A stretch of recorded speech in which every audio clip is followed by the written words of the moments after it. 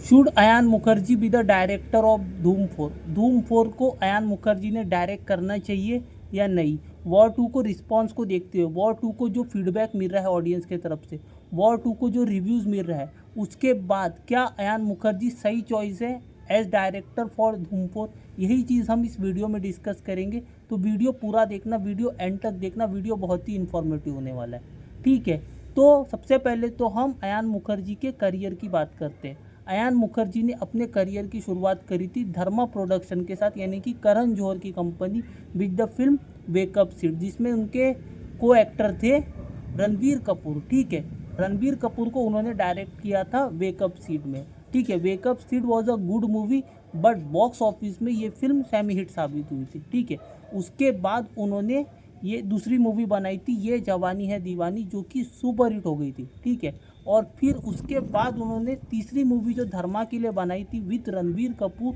That was Brahmastra part 1, वो भी picture hit साबित हुई थी। ठीक है, तो 3 कोलैबोरेशन है धर्मा के साथ अयान मुखर्जी के। वेकअप सीड सेमी हिट हुई थी, दूसरा ये जवानी है दीवानी सुपर हिट हुई थी, एंड तीसरा जो तीसरा कोलैबोरेशन था विद धर्मा के साथ वो था ब्रह्मास्त्र पार्ट 1। ठीक है, अब ब्रह्मास्त्र पार्ट 1 के बाद उन्होंने धर्मा की मूवीज़ नहीं करी और फिर वो वाईआरएफ शिफ्ट हो गए, वाईआरएफ शिफ्ट हो गए। ठीक है, और वाईआरएफ के साथ उन्होंने जो पहली मूवी उन्होंने डायरेक्ट करी वो थी वॉर 2, जो कि 14 तारीख को रिलीज़ हुई। 14 तारीख को जब वॉर 2 रिलीज़ हुई तो जब ऑडियंस देख के आई है तो फिल्म को मिक्स से लेके निगेटिव रिव्यूज़ मिल रहे हैं। ठीक है, मिक्स से लेके निगेटिव रिव्यूज़ मिल रहे हैं। ये तो ऑडियंस के ऊपर है कि ये फिल्म को या तो बचा ले या फिर डुबा दे। ठीक है, because at the end audience is the king. ठीक है, यूट्यूब पर ये फिल्म की धज्जियाँ उड़ाई जा रही है। ठीक है, वॉर 2 का जो रिस्पांस मिल रहा है वो not up to the mark है, जो एक्सपेक्टेशन थी उससे तो ये फिल्म नीचे ही लग रही है। ठीक है, अब ऑडियंस के हाथ में है, ये अभी 4 दिन का जो इसको वीकेंड मिला है, Thursday, Friday, Saturday and Sunday. Sunday के बाद ये फिल्म कैसा परफॉर्म करती है, संडे के बाद ये फिल्म बॉक्स ऑफिस पर सस्टेन कर पाती है या नहीं कर पाती है, मंडे टेस्ट पास कर पाती है या नहीं कर पाती, ये डिसाइड करेगा कि वॉर 2 कितना लंबा चलेगी। बिकॉज जो नेक्स्ट रिलीज़ है वो 29 अगस्त को है, जिसका नाम है परम सुंदरी। तो 29 अगस्त तक के इनके पास पूरा टाइम है कि यूटिलाइज कर लो अपना पोटेंशियल, जितना कलेक्शन कर सकते कर लो। ठीक है, budget, because budget is 400 crore, 400 crore का बजट है, तो इतना रिकवर करना, उतना रिकवर करना is next to impossible.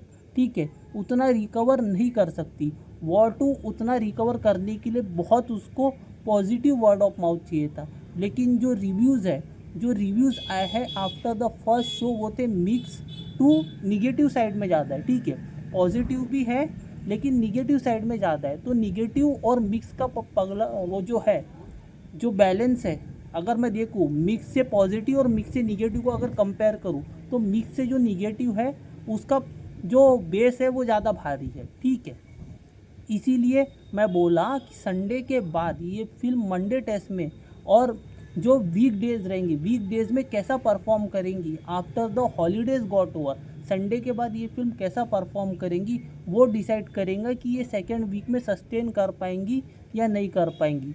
Week 1 का जो हेल्दी टोटल है वो डिसाइड करेंगे कि ये फिल्म कितना वीक 2 में और कितना ऐड करती। वीक 1 में इसको चाहिए रिस्पेक्टेबल नंबर्स, वीक 1 में अगर अच्छे नंबर आ गए तो वीक 2 भी खाली है, टिल परम सुंदरी ये फिल्म कलेक्ट कर सकती है।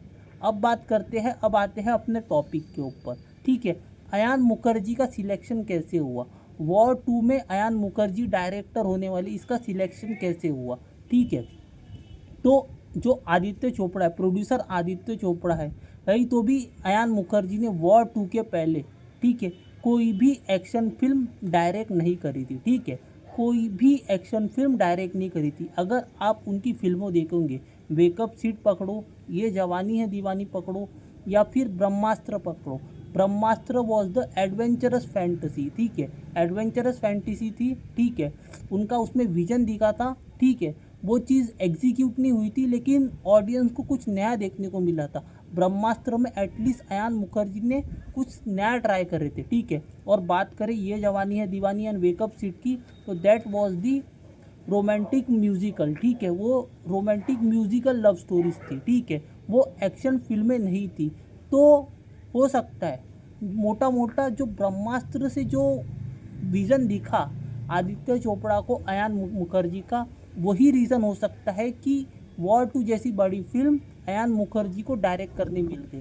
बिकॉज ब्रह्मास्त्र में अयान मुखर्जी ने बहुत सारी चीज़ें प्रॉमिस करी थी, अब वो टेबल पे नहीं आ पाई, ठीक है। एग्जीक्यूट उतना नहीं हो पाया जितना उनसे हो पाया, उतना उन्होंने करे, लेकिन जितना उन्होंने प्रॉमिस किए थे उतना नहीं हो पाया, ठीक है। उनका विजन बहुत बड़ा था, ब्रह्मास्त्र के पार्ट 1 पार्ट 2 उनको लेके, ब्रह्मास्त्र की सीरीज़ को लेके जो अयान मुखर्जी का विज़न था वो बहुत बड़ा था, ठीक है। टेबल पर जब वो चीज़ एग्जीक्यूट हुई, वो जब फिल्म आई, तब शायद उन्होंने 10 में से कम 6 ही चीज़ें एग्जीक्यूट करें, ठीक है। लेकिन उन्होंने प्रॉमिस बहुत ज़्यादा कर दिए थे, और उनका जो विज़न था वो आदित्य चोपड़ा को पसंद आया था। आई थिंक उनके विज़न के वजह से और उनका जो उन्होंने एग्जीक्यूट करे उससे इम्प्रेस होके आई थिंक कि इनको वॉर 2 का डायरेक्टर नियुक्त किया गया। बिकॉज और कोई रीज़न मुझे नज़र नहीं आता, बिकॉज उन्होंने इसके पहले कोई एक्शन फिल्म डायरेक्ट ही नहीं करी है, स्पाई थ्रिलर एग्जीक्यूट ही नहीं करी है, कभी बनाई ही नहीं है कोई एक्शन फिल्म। तो वो कैसे इतनी बड़ी फिल्म के डायरेक्टर हो गए, ठीक है। कैसे इतनी बड़ी फिल्म को उनको मिल गई, ये तो समझ के बाहर है। जो रीज़न हो सकता है वो रीज़न ब्रह्मास्त्र पार्ट 1 ही हो सकता है। अगर ब्रह्मास्त्र पार्ट 1 के से इम्प्रेस होकर अगर आदित्य चोपड़ा ने उनके विजन को देखते हुए, अयान मुखर्जी के विजन को देखते हुए उनको वॉर 2 डायरेक्ट करने दी होंगी, तो मैं ये चीज़ मान सकता हूँ। लेकिन और मुझे और कोई ऐसी फिल्म नहीं नज़र आती है जिसके वजह से उनको वॉर 2 मिले, ठीक है।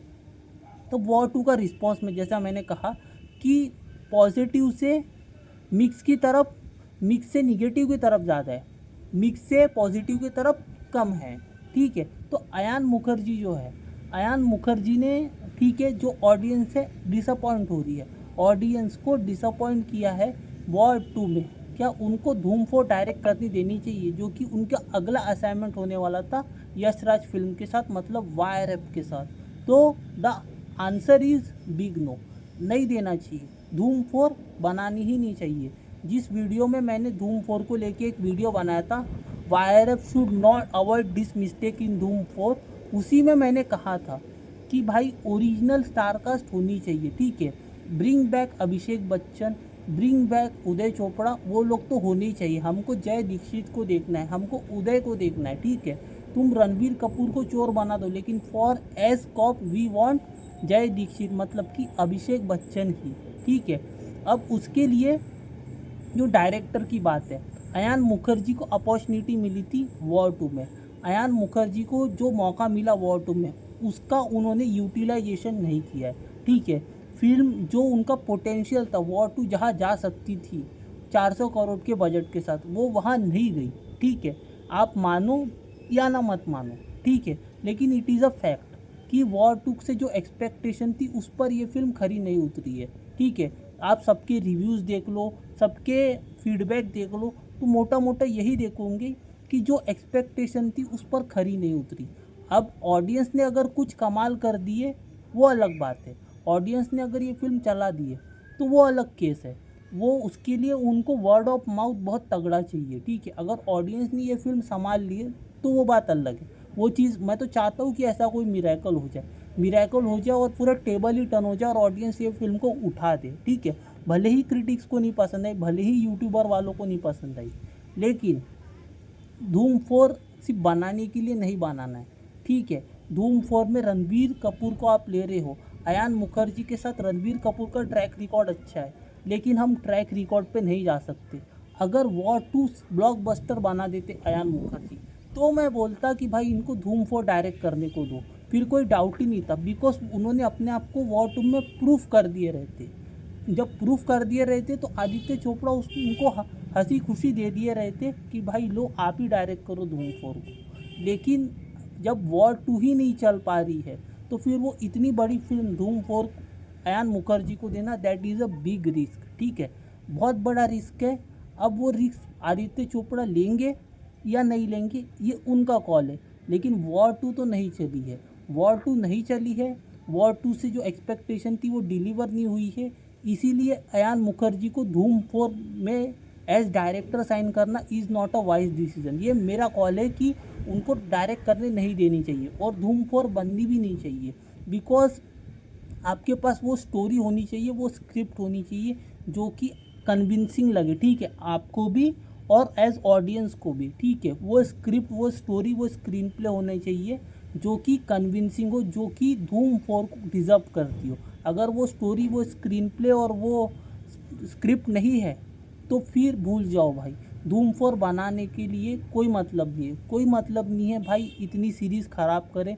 धूम 3 तक के ठीक है, उसके बाद धूम 4 बनाने की कोई घाई नहीं है, कोई जल्दी नहीं, अगर आपके पास वो स्क्रिप्ट नहीं है। अगर डायरेक्टर ही आपके पास अच्छा नहीं है, डायरेक्टर ने ही आपकी प्रीवियस फिल्म में प्रूफ नहीं किया है, तो फिर आप किस बेसिस पे उनको अगली फिल्म दे रहे हो, वो भी धूम समान फिल्म। तो ये चीज़ मेरे समझ के बाहर है। तो मेरे हिसाब से तो अभी थोड़ा सा रुक जाना चाहिए, धूम 4 नहीं बनाना चाहिए, अल्फा का वेट करो।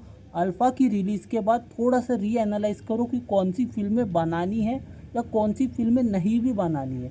अल्फ़ा तो ठीक है, शूट हो गई है, अभी क्रिसमस में आ जाएंगी, लेकिन अल्फ़ा के बाद क्या होगा कि रीएनालाइज करना पड़ेगा, री इन्वेंट करना पड़ेगा कि कौन सी फिल्में हमको बनानी है। और फाइनली अगर हमको बनानी है तो सच में बनानी है कि हमारे पास वो स्ट्रॉन्ग स्टोरी है क्या, वो स्क्रिप्ट है क्या। अगर वो स्ट्रॉन्ग स्टोरी, वो स्क्रिप्ट नहीं है तो फिर बना के कोई मतलब नहीं, जस्ट पैसे छापना है और जस्ट बिकॉज बनाने के लिए बनाना है, वैसा मत करो।